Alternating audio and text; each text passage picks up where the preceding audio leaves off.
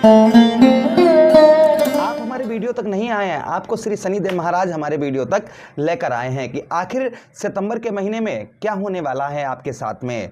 ये मैं नहीं बोल रहा हूँ, ये स्वयं श्री शनिदेव महाराज की कृपा से आप लोगों के सम्मुख बैठा हूँ और आप भी शनिदेव महाराज की कृपा से ही ये प्रोग्राम देख रहे हैं। नीचे कमेंट बॉक्स में ओम शम शनिश्चराय नमः या फिर हर हर महादेव अवश्य लिख दीजिएगा। चर्चा करेंगे हम सितंबर महीने की कि सितंबर का महीना आप लोगों के लिए कैसा रहेगा। आपका भाग्य, कैरियर, बिजनेस, व्यापार, शिक्षा, प्रेम, स्वास्थ्य, नौकरी, हर एक बात पर विस्तार पूर्वक अच्छी तरीके से चर्चा हम अपने वृश्चिक राशि के दर्शकों के लिए करने वाले हैं। नमस्कार, मैं ज्योतिष आचार्य शिवराज शास्त्री आप लोगों का हार्दिक स्वागत कर रहा हूं। सबसे पहले प्रोग्राम में आगे बढ़ने से पहले प्रभु से प्रार्थना और विनती करते हैं, जो भी दर्शक हमारे देख रहे हैं उनके जीवन में जो भी परेशानियां हैं, कष्ट हैं, प्रभु उन सारी कष्ट परेशानियों को दूर करें। आप पर जितने भी दर्शक देख रहे हैं उन सब पर प्रभु आप कृपा करें। चलिए चर्चा करते हैं और आपको अब एक एक चीज़ समझाते हैं। सबसे पहले हम चर्चा करेंगे ग्रहों के गोचर के बारे में कि ग्रहों का गोचर समझना बहुत ज़रूरी है। तो देखिए, सबसे पहले आपके लग्नेश मंगलदेव राशि गोचर करेंगे इस महीने 18 सितंबर को। आपके अष्टम भाव से आपके नवम भाव पर गोचर करेंगे। उसी के साथ ही साथ बुध महाराज का 2 बार महीने में राशि गोचर होगा। प्रथम होगा 7 सितंबर को, दूसरा जो होगा वो 26 सितंबर को। 7 सितंबर को ये अपने घर पर पहुंच जाएंगे और 26 सितंबर को द्वादश भाव अर्थात आपके 12वें भाव पर गोचर करेंगे। वहीं पर शुक्राचार्य जी का राशि गोचर होगा 1 सितंबर को। आपके ठीक कौन से भाव? आपके द्वादश भाव पर शुक्राचार्य जी गोचर करेंगे। राहु महाराज आपके चतुर्थ भाव पर रहेंगे पूरा महीना। सूर्यदेव भगवान का राशि गोचर होगा। सूर्यदेव भगवान राशि गोचर करेंगे 17 सितंबर को, आपके ठीक दसम भाव एकादश भाव पर पहुंचेंगे। उसी के साथ ही साथ शनिदेव महाराज वक्रीय अवस्था में आपके पंचम भाव पर गोचर करेंगे और चंद्रदेव सवा 2 दिन में राशि गोचर कर जाते हैं। चलिए चर्चा करते हैं सबसे पहले। और देखिए, एक चीज़ और हम आपको बताएं कि इस महीने की सबसे शुभ तारीखें आप लोगों के लिए कौन सी रहेंगी। अमृत योग जिसे बोलते हैं, वह अमृत योग वाली तारीखें कौन सी रहेंगी और साथ ही साथ में अशुभ तारीखें कौन सी रहेंगी जिन पर आपको विशेषकर सावधानी बरतनी होगी, जिन पर आपको कोई भी कार्य की शुरुआत नहीं करनी है, उन तारीखों पर क्या आपको करना होगा। साथ ही साथ उपाय, देखिए उपाय तो आपको सबको ही बताता है, लेकिन यहाँ पर जो हम आपको उपाय बताएंगे वो सबसे अलग और सटीक, जिससे आपको लाभ मिल सके। तो शुरू से लेकर अंत तक बने रहिएगा। चलिए चर्चा करते हैं और एक एक चीज़ आपको समझाते हैं। सबसे पहले आपके हेल्थ की बात करेंगे और हम हमेशा ही कहते हैं पहलो सुख निरोगी काया, अर्थात शरीर ठीक है तो सब कुछ ठीक है और शरीर ठीक नहीं है तो सब कुछ किसी काम का नहीं। तो पहला सुख जो है ना, वो शरीर आपका सही होना चाहिए। तो हम आपके शरीर की स्वास्थ्य की बात करेंगे तो हेल्थ आपकी, देखिए 18 सितंबर के बाद अभी आपके लग्नेश अष्टम पर चल रहे हैं, शत्रु राशि में चल रहे हैं। आप लगभग नोटिस कर रहे होंगे 1 महीने से हेल्थ से संबंधित या मानसिक तनाव, डिप्रेशन आपको बहुत ज़्यादा हो रहा होगा। साथ ही साथ अचानक से कार्यों में रुकावट का सामना आप ये नोटिस कर रहे होंगे कि आपका कोई कार्य जो है ना वो यूं ही सफल नहीं होता होगा। उसके लिए आपको बहुत ज़्यादा संघर्ष और मेहनत करनी पड़ रही होगी, तो कोई कार्य आपका सफल हो रहा होगा। लगभग 1 से 1.5 महीने हो गए होंगे। अब यहाँ पर ऐसा नहीं है। 18 सितंबर के बाद में आपके लग्नेश मंगलदेव आपके नवम भाव पर पहुँच जाएंगे, भाग्य स्थान पर। लेकिन एक समस्या कि यहाँ पर नीच अवस्था के हो जाएंगे। लेकिन यहाँ पर अच्छी बात यह है कि आपका भाग्य का साथ, जो आपको भाग्य का साथ मिलेगा, हेल्थ से संबंधित जो समस्याएं चल रही थी वह संभवतः ही आपकी इस बीच में दूर होती हुई नजर आएंगी। अच्छा, उसी के साथ ही साथ आगे हम चर्चा करते हैं कि आपको विदेश से, नोट करिएगा, इस महीना आपको विदेश से, फॉरेन से बहुत अच्छा लाभ होने वाला है। खासकर जो है ना, हमारा प्रोग्राम विदेश में बहुत ज़्यादा लोग देखते हैं। तो सबसे पहले मैं जो विदेश से देख रहे हैं वो नीचे कमेंट बॉक्स में हमें कमेंट करके जरूर बताइए, गुरुजी हम आपका इस देश से प्रोग्राम देख रहे हैं, जरूर कमेंट करिएगा। आपके लिए प्रभु से अलग से प्रार्थना करते हैं, प्रभु जो भी विदेश में बैठे हैं उनके जीवन में सुख शांति दें, उनके जीवन की परेशानियों को दूर करें। चलिए, फॉरेन में आप हैं, विदेश में आप हैं, नौकरी करते हैं, व्यापार करते हैं आप, इस महीने काफ़ी अच्छा आपको लाभ देखने को आपको मिलेगा।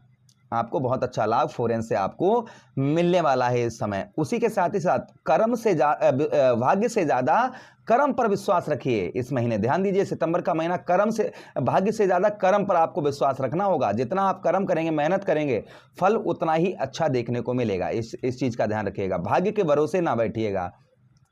इस महीने कोई मांगलिक कार्य, शुभ कार्य की आप सोच रहे हैं तो वो मत करिएगा इस महीने, इस चीज़ का ध्यान रखिए। किसी का विवाह करना चाह रहे हैं या कुछ भी करना, घर में मांगलिक कार्य कुछ करना चाह रहे हैं तो एक बार कुंडली का विश्लेषण जरूर करवा लें।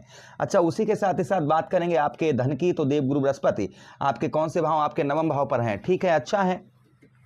कर सकते हैं, गुरु आपके यहाँ पर हैं, अच्छी बात है।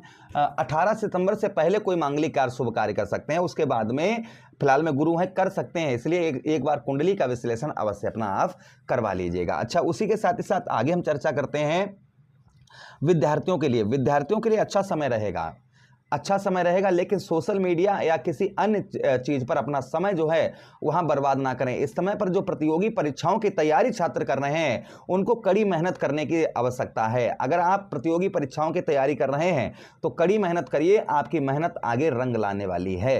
हाँ, आपके पढ़ाई में कुछ बाधाएं उत्पन्न हो सकती हैं, इसलिए व्यर्थ का दिमाग इधर उधर ना लगाएं, अपने समय को बिल्कुल भी बर्बाद ना करेंगे। बात करेंगे हम लव लाइफ की आपके, अर्थात शादी से पहले प्रेम करते हैं। तो देखिए, शादी से पहले प्रेम में शनिदेव महाराज पंचम भाव पर हैं, जैसा बोओगे वैसा काटोगे, अर्थात जितना आप प्रेम से उनसे बात करोगे उतना ही अच्छा रहेगा। रिश्तों में अगर दरार आपको लानी है तो आप शक करिए, शक के अलावा जो है उल्टे अपलक्ष्य लगाइए, ऐसा करिए तो आपकी लड़ाई होगी, क्योंकि कर्म फलदाता शनिदेव महाराज हैं। तो इन चीज़ों से दिमाग हटाकर शुद्ध और अच्छी तरीके से बात करिए उनसे, तो आपके पार्टनर से अच्छा प्रेम आपको इस महीने प्राप्त होगा।